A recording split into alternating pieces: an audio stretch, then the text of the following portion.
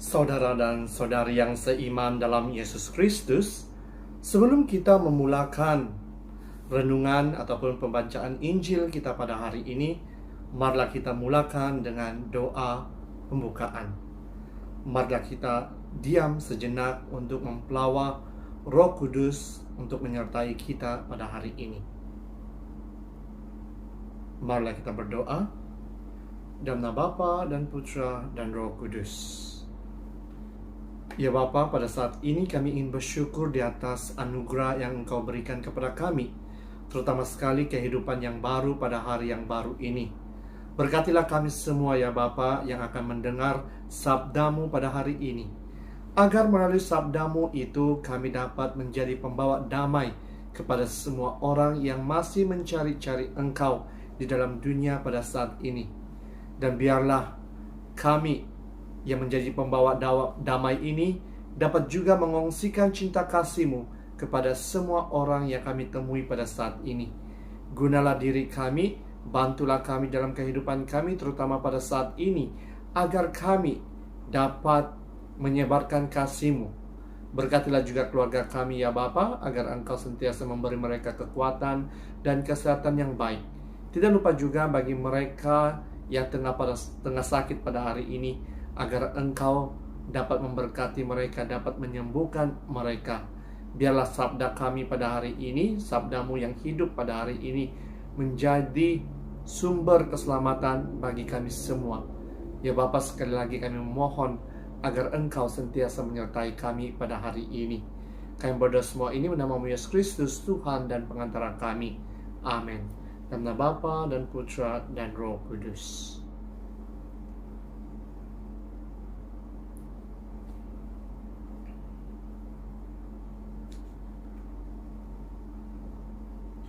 Marilah mendengarkan pembacaan Injil pada hari ini. Tuhan bersamamu dan bersama rohmu. Inilah Injil Yesus Kristus menurut Matius. Dimuliakanlah Tuhan.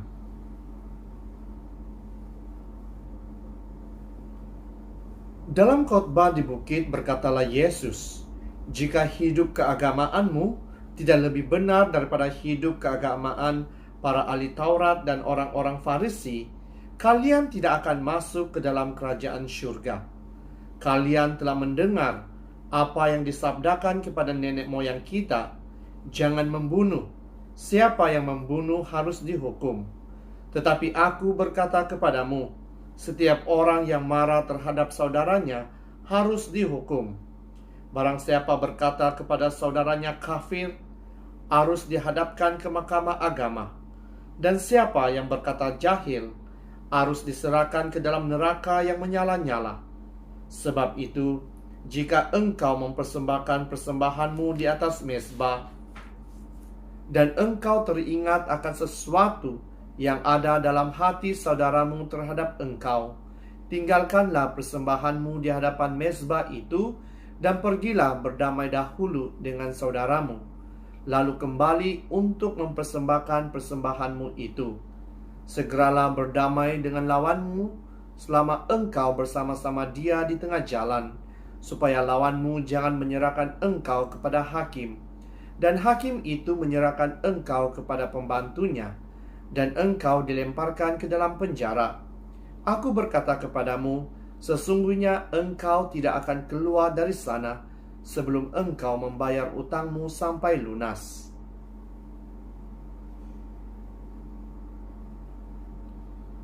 Demikianlah Injil Tuhan. Terpujilah Kristus. Saudara dan saudari yang seiman dalam Yesus Kristus, pastinya kita semua mengetahui akan lagu ini, dan rata-rata kita semua hafal akan lagu ini. Dan izinkan saya untuk bernyanyi lagu ini sebagai pembukaan kepada homili saya pada pagi ini. Melayani, melayani lebih sungguh, melayani, melayani lebih sungguh, Tuhan lebih dulu melayani kepadaku, melayani lebih sungguh, mengasihi lebih sungguh, mengasihi lebih sungguh.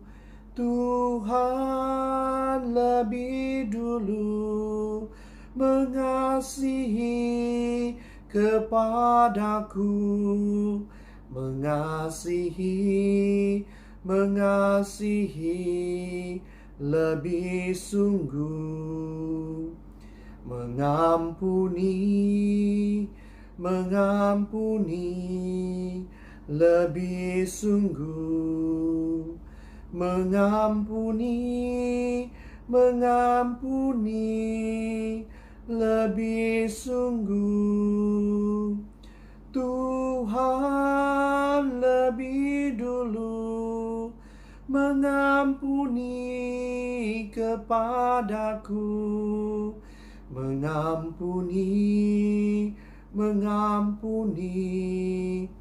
lebih sungguh. Jadi saudara dan saudari yang seiman dalam Yesus Kristus, saya percaya lagu ini mempunyai makna yang begitu besar bagi kita. Karena lagu ini mengajar kita bukan sahaja untuk mengasihi, malahan mengampuni di antara satu sama yang lain. Karena Tuhan adalah sumber kasih dan pengampunan.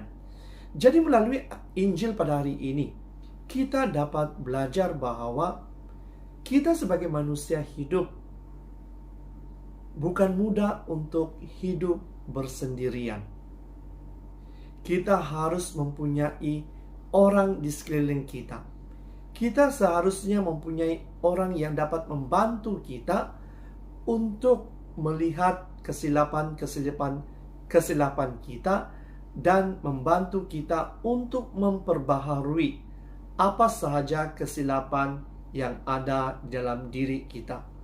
Tetapi kadangkala rata-rata kita sukar untuk menerima apa yang diperkatakan oleh orang lain ketika kita ditegur, ketika kita disuruh untuk lebih melayani di dalam gereja, ataupun ibu bapak kita mendidik kita atau menyuruh kita untuk berdoa dan sebagainya. Jarang sekali kita melakukan dengan hati yang terbuka ataupun hati yang ikhlas. Malahan ada di antara kita yang menganggap bahwa diri kita mampu untuk melakukan sesuatu. Tidak perlu ada Tuhan di dalam kehidupan kita, karena kita hanya bersandarkan kepada kekuatan diri kita sahaja, sehingga kita lupa akan Tuhan yang seringkali memberi kita kehidupan, yang seringkali memanggil kita untuk kembali kepadanya. Jadi saudara dan saudari, jika ini yang terdapat di dalam diri kita, apakah lagu yang kamu dengarkan sebentar tadi mempunyai makna yang begitu dalam? Jika iya, seharusnya kita berani untuk mengubah kehidupan kita, diri kita, dan fokus akan ajaran Yesus, dan bukannya fokus kepada diri kita sendiri sahaja.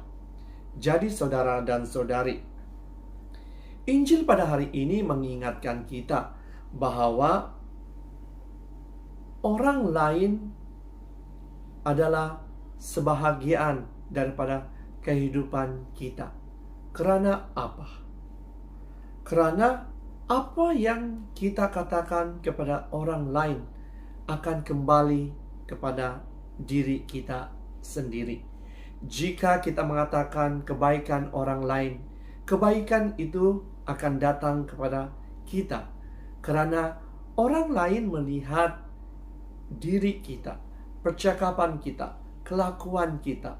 Jadi apa sahaja yang keluar dari mulut kita itu mencerminkan diri kita yang sebenar. Jadi kita harus tanya di dalam diri kita, mampukah kita mencerminkan diri kita yang sebenar? Karena kita tahu kita adalah anak-anak Allah dan pengikut-pengikut Yesus. Dan sememangnya kita harus mencerminkan diri kita ini sebagai anak-anak Allah melalui pembaptisan kita dan pengikut-pengikut Yesus. Jadi, kita tidak seharusnya melihat akan keburukan orang lain. Tetapi apa yang harus kita lakukan adalah menunjukkan kebaikan.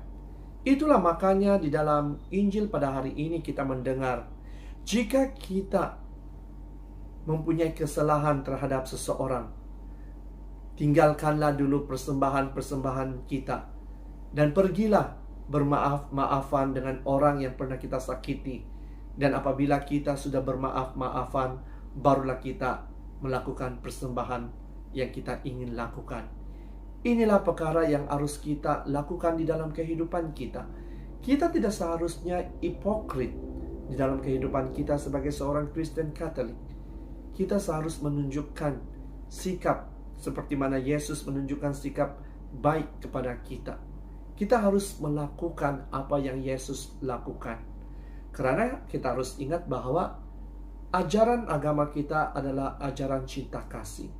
Dan cinta kasih ini harus ditunjukkan kepada semua orang. Bukan sahaja tertumpu kepada ahli keluarga kita, rakan-rakan kita, tetapi bagi mereka yang mahu mengenal siapa Yesus. Dan juga kasih mengasihi ini harus ditunjukkan kepada mereka yang pernah menyakitkan hati kita. Mampukah kita, saudara dan saudari, untuk memberikan kasih Yesus, untuk melakukan perkara yang baik ini? Di samping itu, saudara dan saudari, kita juga tidak seharusnya berkata kepada orang lain seperti apa yang kita dengar di dalam pembacaan Injil pada hari ini, seperti kafir, seperti jahil, dan sebagainya. Dan kita juga diajar untuk tidak membunuh, karena itu adalah perkara yang tidak baik. Karena kita diciptakan melalui rupa dan paras Allah. Dan sememangnya kita harus menghargai segala kehidupan yang ada di dunia ini. Kadangkala kita membunuh dengan kata-kata kita yang dapat mengguris hati orang lain. Dan sememangnya perkara itu adalah tidak baik. Jadi pertanyaan yang harus kita tanya dalam diri kita, bagaimanakah cara yang terbaik bagi kita menjaga perhubungan di antara satu sama yang lain, sehingga kan kita tidak jatuh di dalam kelemahan kita, tidak jatuh untuk membunuh orang lain dengan kata-kata kesat, membunuh orang lain dengan kelakuan kita. Saudara dan saudari, maka dari itu kita diajak untuk belajar bagaimana mencari ataupun bagaimana membawa damai kepada orang lain. Seperti mana damai yang diberikan oleh Yesus kepada murid-muridnya, dan damai itu juga diberikan kepada kita semua. Jadi kita mempunyai tanggung jawab yang penting sebagai pengikut-pengikut Yesus, yaitu bukan sahaja mengongsikan cinta kasih-Nya, tetapi kehidupan kita harus membawa damai kepada orang yang berada di sekeliling kita. Karena saya percaya apabila kita membawa damai bagi mereka, mereka akan diberkati. Karena apa? Karena kuasa Roh Kudus yang bekerja di dalam diri kita telah menggunakan kita sebagai agen keselamatan, agen pembawa damai kepada orang yang kita temui. Dan kita juga berharap melalui apa yang kita sampaikan itu dapat memberkati orang-orang yang mendengarkannya, agar mereka dapat kembali, agar mereka dapat mempercayai siapakah Yesus itu. Jadi saudara dan saudari, jadilah pembawa damai pada saat ini, pada ketika ini, di mana kita masih lagi ditakuti oleh pandemik COVID-19 ini, di mana banyak orang memerlukan doa, memerlukan pertolongan daripada kita semua. Jadi, ambillah peluang ini untuk membawa damai sejahtera bagi mereka. Ambillah peluang ini untuk mengongsikan cinta kasih Yesus kepada mereka yang mau mengenali Dia. Ingat, untuk melayani seseorang itu bukanlah perkara yang mudah, tetapi saya percaya melalui doa kita boleh melakukan apa yang diamanatkan oleh kita. Jadi, kita juga harus ingat bahwa berdamai bukan berarti tidak ada masalah. Berdamai bukan berarti kita tidak pernah mempunyai konflik di dalam kehidupan kita. Kita harus berani menghadapi masalah yang ada di dalam kehidupan kita setiap hari. Ketika kita menghadapi masalah kita, tentu saja ada kebenaran, ada keadilan, dan kejujuran yang kita rasakan apabila kita dapat membantu ataupun apabila kita dibantu oleh orang lain. Semuanya ini oleh karena kasih Yesus yang diberikan kepada kita dan orang yang coba membantu kita. Berdamai berarti kita berani mengampuni, tetapi berani mencintai meskipun kita dibenci. Dan kita juga harus berani bersuah muka ketika kita tidak disukai. Jadi sekarang saudara dan saudari, marilah kita terus berdoa dan meminta kekuatan agar Tuhan akan memberkati kita, agar damai sejahtera ini dapat diberikan kepada semua orang, agar mereka juga dapat mengenal Yesus, karena Yesus tidak pernah meninggalkan kita, terutama sekali yang percaya kepada Dia. Malahan Dia sentiasa membuka tangannya, membuka hatinya untuk kita kembali kepadanya. Dan akhir sekali saudara dan saudari, marilah kita membawa damai sejahtera dan menjadi agen keselamatan bagi semua orang. Dalam nama Bapa dan Putra dan Roh Kudus.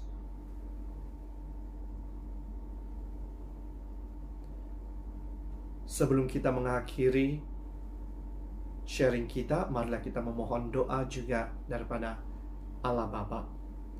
Ya Tuhan, semoga sabda-Mu sentiasa menguatkan iman dan perjuangan kami. Sabda-Mu adalah jalan kebenaran dan kehidupan kami semua. Amin.